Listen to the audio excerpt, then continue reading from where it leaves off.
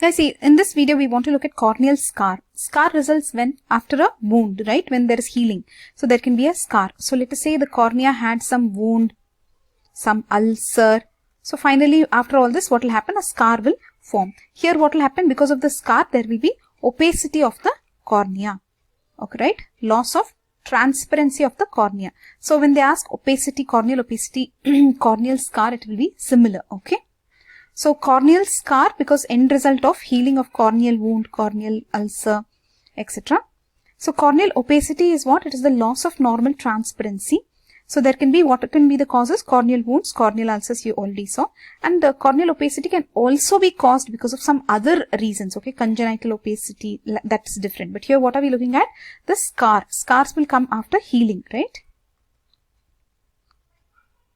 Now, what are the clinical features of this? There will be loss of vision, obviously. Blurred vision, okay. So let us just update this. This is what leads to scar, right? So we are looking at this part of corneal opacity, right? Healed. This is what we are looking at, not this one. Okay. Clinical features, because of this scarring, there can be loss of vision, blurred vision.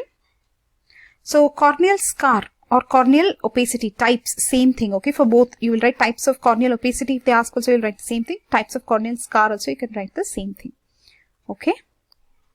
So you have nebular corneal opacity, macular corneal opacity, leukomatous or leukoma simplex. Here you have adherent leukoma. Then these are some extra things. Facet, keratoectasia, anterior staphyloma. Okay, each of these we'll look at what these are.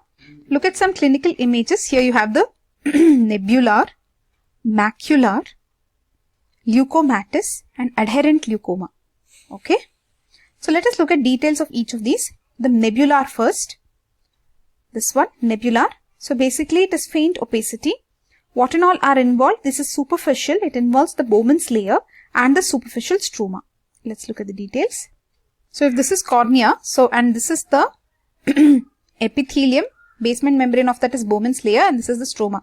So what and all are getting involved? They are saying here very superficial. So they are saying Bowman's membrane is involved and superficial part of the stroma is involved. So here what will be there? There can be astigmatism in this nebular.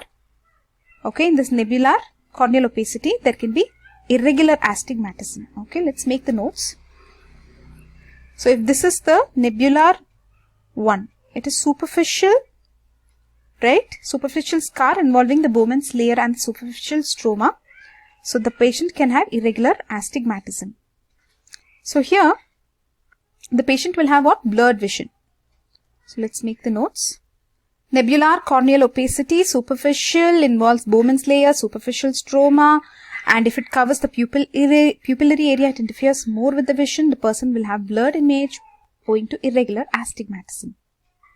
Next is which one? Macular. Yes, macular is semi-dense opacity. It is produced when scarring involves about half the corneal stroma. So it is a little deeper. So it is involving what? About half the corneal stroma, right? So this will be what? It has gone a little more deep. So it is macular corneal opacity. So what are the points to note here? Macular corneal opacity. 2 points. Say the 2 points. Semi-dense opacity. Scar involves what? Half the corneal stroma. Okay. Scar involves half the corneal stroma. Macular. So this one they are saying is macular. Macular corneal opacity. So this one is a little more deep. Which is the next one? Leukomatous corneal opacity. Leukoma simplex also they are calling this as. So here more than half of the stroma gets involved. Right? Dense white opacity. Everywhere they are using this word, right? Dense. So in the previous one they said semi-dense. Before that what did they say? Faint opacity. Okay. So this is faint opacity. Then they use the word semi-dense. Now they are using the word dense. Okay. So here what is happening? More than half of the stroma is getting involved. So more than half of the stroma. More than half of the stroma involved. Now it became, what is this? leukomatous corneal opacity, leukoma simplex. Okay. So let us look at the photo of that one. Where is the photo? This one. This one is what? Leukomatous or leukoma simplex corneal opacity. It has gone more than half of the stroma. Okay, next, last one, guys, last one. Let's go to the last one. What is the last one after leukomatous or leukoma simplex? What is the last one? Adherent leukoma. So adherent leukoma, the healing occurs after perforation of cornea. So when is this happening? After the perforation of cornea. So look at this. We are looking at adherent leukoma. Actually, what happened? The cornea got perforated. So once the cornea got perforated, all the contents of the anterior chamber came out. That is, the aqueous humor came out. Now there is healing. When there is healing, what happens? Because of the content of the aqueous chamber, anterior chamber has come out. All these are pulled forward. The iris is pulled forward. The lens is pulled forward, right? You have already seen in perforation what happens. Everything tries to come forward. So now, when there is healing after a perforation, the iris will go and stick to the cornea. So that is adherent leukoma. Okay. So now here they have written after perforation of cornea, healing after perforation of cornea. This is very important. So there will be incarceration of iris. What is this word? Incarceration of iris. What is the meaning of this word? This is more like imprisoned, you can remember. Imprisoned is the meaning. So the iris got prisoned. It is like stuck to the cornea, right? So that is iris is stuck now. Adherent leukoma. Leukoma. Whenever somebody tells the word leukoma, does the eye come to you at all in your mind? Not at all, right? So adherent leukoma. Leukoma, don't go somewhere. Think it is in the eye. Nebular,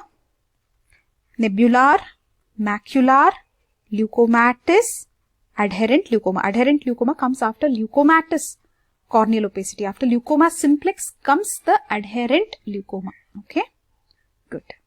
Look at the adherent leukoma here. Can you see any adherent part of the iris? So that is the adherent leukoma. But still some three things are there, some small things. Look at these. Facet, corneal facet. Facet is corneal facet. Sometimes the corneal surface is depressed. Okay, at the site of healing, there's a depression due to less fibrous tissue. So this is a facet. You can see the depression. Can you see or can't you see the depression?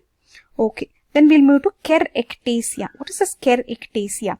The corneal curvature is increased at the site of opacity. It is ulta. So here there is bulge due to weak scar. There's a bulge. You can see the bulge, can't you?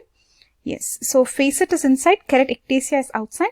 Then you have anterior staphyloma. It's an important terminology. Anterior staphyloma means here also the iris is plastered behind. They're saying here also the iris is plastered behind. There is scar formed with organized exudates and fibrous tissue covered with epithelium. So the scar itself is covered by epithelium. Okay, so this is like an ectasia of pseudocornea. This results after total sloughing of cornea. Okay, so they're saying it is covered with epithelium. Okay, and the iris is plastered behind. So look at this. Now we have added a blue line in front, right? Can you see the blue line in front of the red line? So that shows it is covered by the epithelium. So look at the image of anterior staphyloma from the textbook. They have shown here. There is something inside. Is that what they're trying to show? Within the epithelium, and this is the anterior staphyloma clinical photograph. Okay. So we are done with the types. Take a recap. You have nebular, macular, leukoma simplex, then adherent leukoma. After that, what did you have? Facet, is it? Facet, right? We had facet. Then kerectasia we had.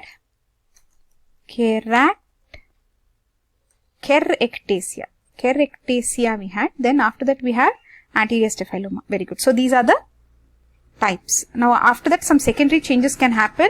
Hyaline degeneration, calcareous degeneration, pigmentation, atheromatous ulceration. So many things can happen. Secondary changes. Now let's move on to treatment of corneal scar, or we are talking about corneal opacity. Both you have to write the same thing. Okay. In treatment, they're talking about iridectomy, right? They're talking about this in macular and the leukomatous, that is the leukoma simplex, that is where it is not adherent, right? And they're not even talking about it in nebular, because nebular is very faint. So they're talking about this iridectomy in which one? Macular and leukomatous, okay? Then phototherapeutic keratectomy, that is PTK. What do you do in this keratectomy? You will remove the superficial corneal opacities. So that is again, superficial means nebular. Okay, this one they told it's for macular and leukoma simplex, you can say, right? So optical iridectomy, they told for macular and leukoma simplex. For nebular, they are saying superficial, so you can just do some keratectomy. Then keratoplasty, right, means corneal transplant, right? So they are saying you can do corneal transplant. Okay, then coming to cosmetic colored contact lens. So it's cosmetic. You can see the word, they're giving some colored contact lens just for cosmetic purposes. There is no vision improvement. Tattooing of scar. What are they doing here? Only for some firm scars. So without any vision improvement, they are tattooing with Indian black ink. So they are using some ink and then they are saying the epithelium grows over the pigmented areas. So just look at this in detail if you want. So let us take a recap of what we have seen in this video. Corneal scar. So why does corneal scar happen? After healing from a corneal ulcer or a corneal wound. So there will be permanent visual impairment. Permanent, okay. So basically, you saw why it happens, the corneal scar. There will be blurred vision, loss of vision. So many types of corneal scar opacity. You saw nebular, macular, leukoma simplex, adherent leukomas, facet, keratoectasia, anterior staphyloma. So we saw some clinical images. Nebular, what did you see? Bowman's layer and superficial stroma is involved. Macular is half the corneal stroma, more than half is leukomatous corneal opacity. Adherent leukoma, where after perforation there is healing, so the iris is imprisoned, incarceration. Okay, then you saw facet where there is depression, and in keratoectasia it's actually bulging, right? Then anterior staphyloma, where there is epithelium over this scar, right? Scar formed from organized exudate fibrous tissue covered with epithelium, right? This is anterior staphyloma. Secondary changes can be there. How will you treat? Nebular, superficial, just remove that part. They're saying if it is macular or leukoma simplex, you can try iridectomy. You can do corneal transplantation. Just for looks, you can give what? Cosmetic colored contact lenses. Start tattooing of scar with Indian black ink. That one, Indian black ink, this is was done in past. Okay. That's all about corneal scar or corneal opacity. Bye bye.